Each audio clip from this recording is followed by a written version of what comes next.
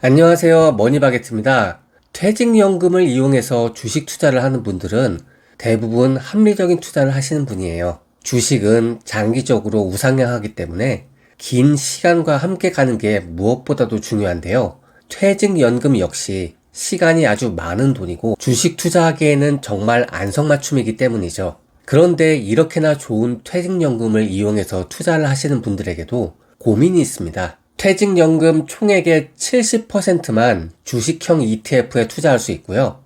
나머지 30%는 안전자산에만 투자해야 한다는 제한이 있기 때문이죠. 아직까지도 대부분의 퇴직연금이 사람들의 무관심 속에서 정기예금에 예치되고 있는 게 현실인데요. 이걸 투자를 해보겠다고 하니까 70%만 하라는 거예요. 그래서 여러 장점에도 불구하고 30%의 돈이 놀게 되면서 이럴 바에야 퇴직연금을 안 하는 게 낫지 않냐는 의견도 나오고 있습니다. 물론 이렇게 하는 정부의 입장도 이유는 있어요. 대부분의 투자자들이 주식형 자산에 투자해서 버는 경우보다 잃는 경우가 많기 때문이죠. 그래서 노후의 최후 보루인 퇴직연금을 30% 정도는 안전자산으로 두는 게 정부 입장에서는 조금 더 편할 거예요. 하지만 이미 퇴직연금은 일반 주식 계좌와는 다르게요. 여러 안전장치가 마련되어 있습니다. 개별 종목 주식 투자는 아예 못하고요. ETF를 통해서 강제 분산 투자를 하는데요. 거기다가 인버스나 레버리지 같이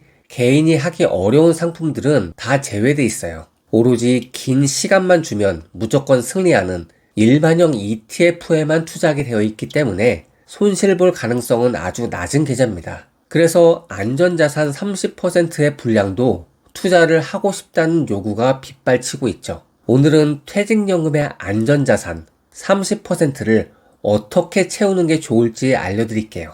이 영상을 보시면 안전자산으로도 주식 못지않은 수익을 내는 방법을 아실 거예요. 영상 끝까지 봐주세요.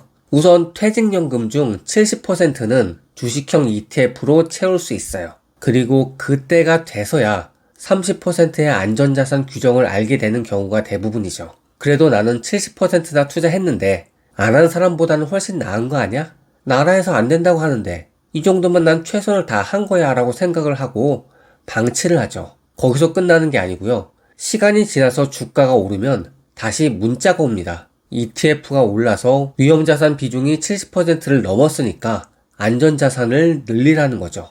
나는 분명히 7대3으로 투자를 했는데 7쪽에 있던 주가가 오르면서 70%를 초과하게 된 거죠. 그렇게 된다고 해서 지금 가지고 있는 ETF가 강제 청산되는 건 아니에요.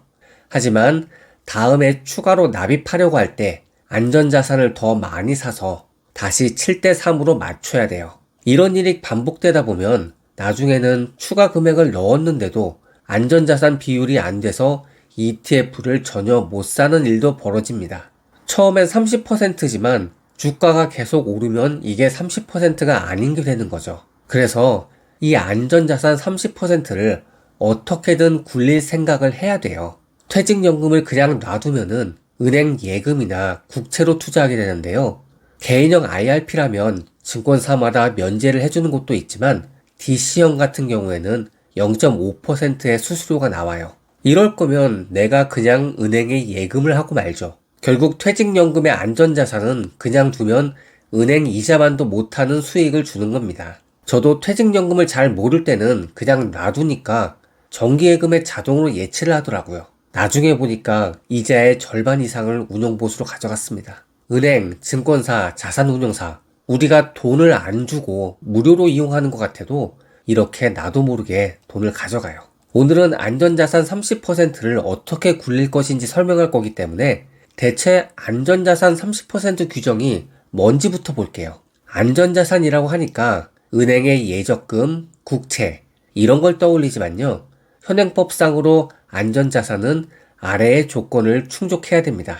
은행, 우체국, 예금 적금, 신용등급 BBB- 이상의 저축은행, 예금 적금, 3. 국채, 4.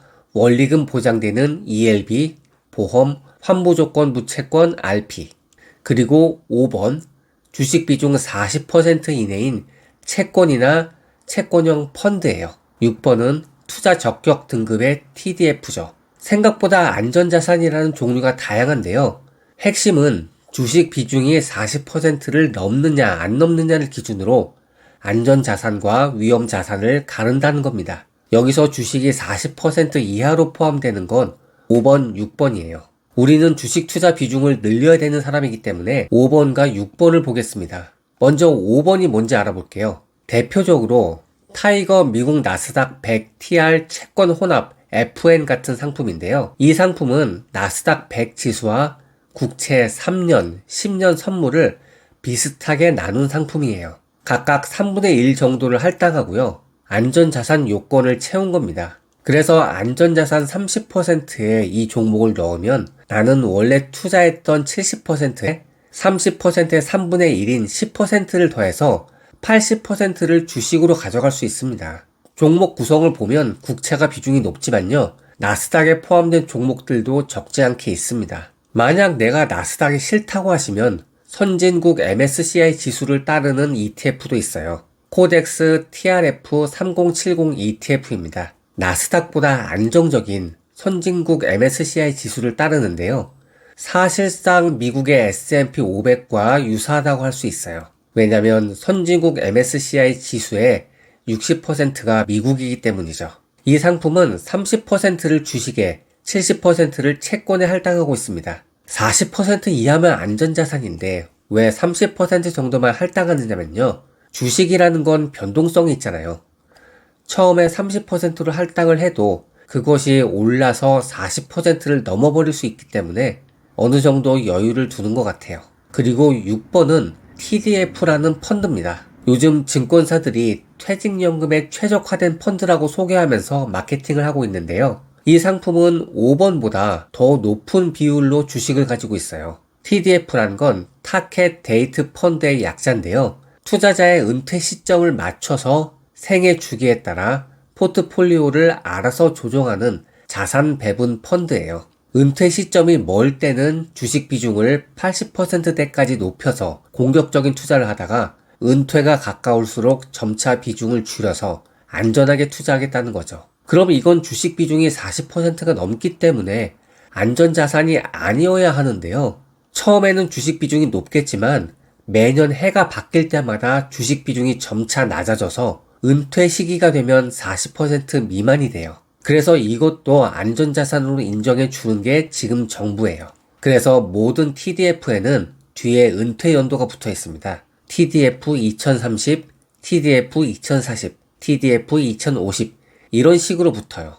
이 숫자가 펀드의 은퇴 시기입니다. 은퇴 시기가 먼 2050은 아직 28년이 남았기 때문에 가장 주식 비중이 높고요. 가장 가까운 2030은 8년밖에 안 남았기 때문에 주식 비중이 굉장히 낮죠. 그래서 TDF의 공식적인 설명은 생애 주기에 맞춰서 비중을 자동으로 조절해 주는 게 장점이라고 하는데요. 사실은 그냥 내가 원하는 주식 비중의 상품을 사면 되는 거예요. 우리가 TDF를 선택하는 이유가 주식 비중을 높이기 위한 거니까 최대한 은퇴 시기가 멀리 있는 TDF 2050 이후를 선택해야겠죠. 안전자산 30% 중에서 80%를 주식으로 채우면 24%를 주식으로 채우는 거니까 원래 70%를 합치면 94%를 주식에 투자하는 효과를 내는 겁니다. 그리고 매년 주식 비중이 조금씩 낮아지기 때문에 적당한 시점에 새롭게 출시되는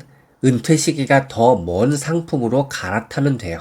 실제로 2022년에 TDF 2050의 주식 비중이 70%대로 내려오면서 바로 2055가 출시돼서 80%짜리의 빈자리를 대신했습니다. 정부는 모든 투자자가 한 번 사서 끝까지 안고 간다고 가정하고 어차피 은퇴 시점의 40% 미만이니까 조건을 충족했다고 보는 거고요. 투자자들은 주식 비중 높을 때 샀다가 낮아지면 새 걸로 갈아타는 방법으로 동상이몽을 하는 거죠. 정부의 불필요한 규제가 낳은 기형적인 상품이에요. 어쨌든 우리는 30%의 룰을 파회해야 하기 때문에 TDF를 적극 활용할 만합니다. 이렇게 해서 안전자산 30%의 주식 비중을 높이는 방법을 알려드렸는데요. 이런 상품들은 어디까지나 안전자산을 대체하는 용도로 쓰임새가 있는 거니까요. 일반적인 퇴직연금의 용도로는 적합하지 않아요. 혼합형 ETF는 주식이 들어가 있긴 하지만 채권 비중이 70%나 되니까 효과가 조금 낮고요. TDF는 포트폴리오를 보시면 아시겠지만 대부분이 정말 일반인이 봐서 알기 어려운 펀드들로 구성되어 있어요. 더군다나 펀드 안에 펀드가 들어가는 구조다 보니까 운용보수를 이중으로 내야 돼요. 그래서 일반 계좌에서 혹은 위험자산 투자 분량에서 TDF를 투자하는 건 절대 권장드리지 않고요. 안전자산을 파회하기 위한 용도로만 쓰시기 바랍니다. 그럼 TDF 중에 어떤 TDF를 골라야 되느냐라는 질문을 하실 텐데요. 제가 알아본 바로는 가급적 주식 비중이 높아야 되고 그 주식 중에서도 미국의 S&P 500 ETF나 MSCI 월드, QQQ 같은 여러 곳에서 추천되는 ETF가 많은 종목으로 고르는 게 좋습니다. 키움 자산운용에서 출시한 키워드림 2050이라는 게 있는데요. 주식 비중이 84%나 되고요. 그 중에 S&P 500 ETF가 26%로 가장 많고 MSCI 월드나 QQQ 이런 종목들이 자리하고 있어서 다른 TDF보다 그나마 괜찮은 것 같아요. 퇴직연금에 들어가기 가장 좋은 상품은 장기간 안정적이고 꾸준한 상승을 보여줘야 하는 S&P 500 인덱스와 얼마나 가까운지 이게 중요하다는 점도 알아두시기 바랍니다. 공식 영상은 이걸로 끝이고요. 영상이 끝난 다음에 제가 편하게 이야기를 하는 그런 시간을 가지려고 그래요. 그래서 오늘 영상에서 못다한 얘기들 조금 더 나눠보고요. 저 같은 경우에는 퇴직연금을 처음 투자할 때 어떤 회사가 운영해주는 그런 상품을 이용을 했어요.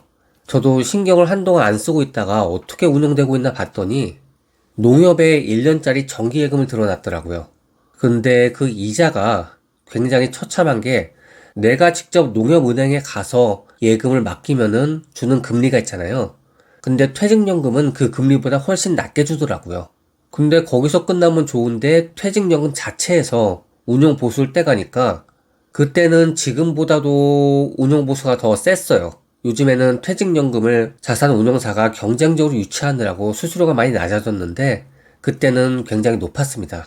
그래서 이걸 보니까 내가 받는 은행 이자를 거의 대부분을 운용 수수료로 가져가더라고요. 그래서 내가 이 퇴직연금을 계속 가지고 있어도 자산이 전혀 불어나지 않겠구나라는 생각을 했습니다.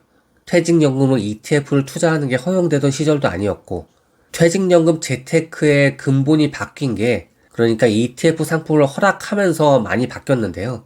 그나마 퇴직연금도 ETF가 허용이 됐는데 그것도 제가 알기로 몇 년 전까지는 전체 자산의 40%만 허용을 했어요. 이게 70%로 바뀐 지가 몇 년 됐죠. 그래서 대부분의 사람들이 퇴직연금으로 뭘 투자한다는 거에 대해서 필요를 못 느꼈을 것 같아요. 그래서 한국의 퇴직연금 투자 비율이 제가 알기로는 한 자릿수예요. 10%를 넘지 않습니다. 요즘에 많이 올라서 어떻게 됐는지 모르겠는데 미국 같은 경우에는 401 펀드라고 해서 퇴직연금을 끊임없이 주식시장에 투자를 하면서 수익을 내고 그걸로 노후 생활에 든든한 연금이 돼주고 있거든요. 근데 한국은 그런 게 아직 초창기다 보니까 그리고 아직 그런 투자에 대한 인식도 안 좋고 해서 이런 게 좀 해결되는데 참 오랜 시간이 걸릴 것 같습니다. 한국은 정말 이게 문제인 게 고령화 시대거든요. 고령화 시대에 젊은 사람들이 우리의 먹거리를 책임진다? 전 이거 불가능하다고 보거든요. 정부도 이 퇴직연금에 100% 투자를 못하게 하는 게 욕먹기 싫어서 그러는 것 같아요. 그냥 70%대 30% 나누면 그냥 무난하니까 누구에게도 욕먹지 않을 적절 비율로 나누는 게 아닌가. 그래서 TDF 같은 기형적인 상품이 퇴직연금용으로 주목을 받고 있는 거고요.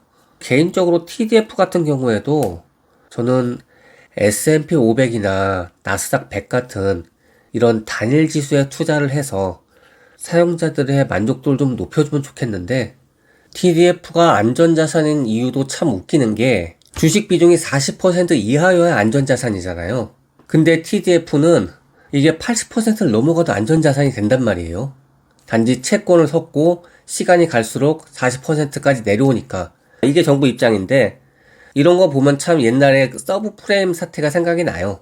서브프라임도 우량 채권하고 불량 채권이 있는데 불량 채권을 소화하기 힘드니까 우량 채권이랑 불량 채권을 섞어가지고서 한 우량 채권 7, 불량 채권 3 섞어서 이거 우량 채권이 더 많으니까 이 전체를 우량 채권으로 패키지로 파는 그런 것들이 유행했잖아요.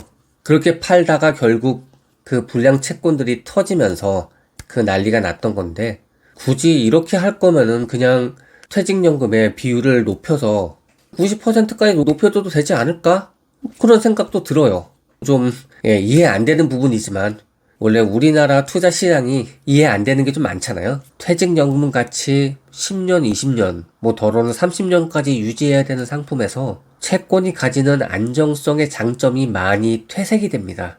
채권이 거의 장기 투자할 때 100% 안정성을 지닌다라고 해서 그거의 장점이라고는 하지만 주식도 20년, 30년 투자하면 100%에 가까운 안정성을 갖거든요. 안정성은 비슷한데 수익 차이가 많이 나니까. 그래서 저는 채권이 꼭 안정적이다? 이건 좀 별로 동의하진 않아요. 공식 영상이 끝나고 이런저런 얘기를 좀 많이 나눠봤는데요. 앞으로는 제 영상이 공식 영상이 끝나고 나서 편집된 얘기들, 미처 못한 얘기들을 이렇게 영상 끝난 다음에 조금 풀어보는 시간을 가지려고 해요.